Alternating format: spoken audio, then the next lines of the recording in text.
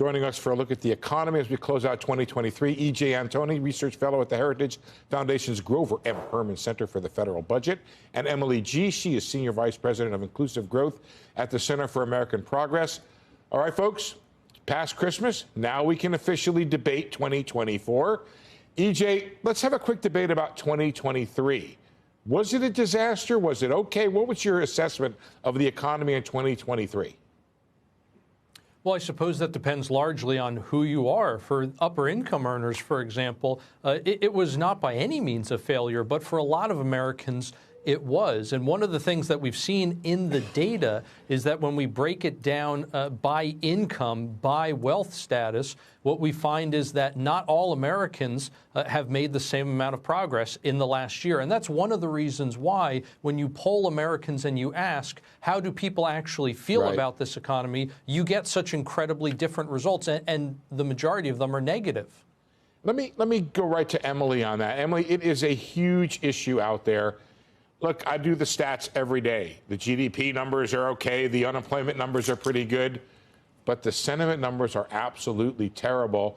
And maybe EJ has a point that what happened last year or happened this year in 2023 did not filter down to average Americans.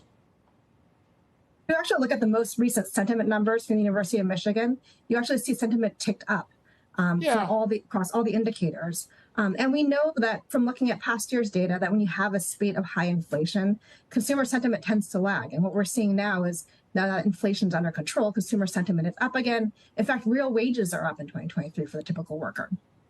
That is accurate. I did do that math, and the average weekly hours, if you do it, take-home pay was up 19%. Inflation was up 16% over the last several years, and that is a bit of an increase. So, Emily, let me start the look ahead with you.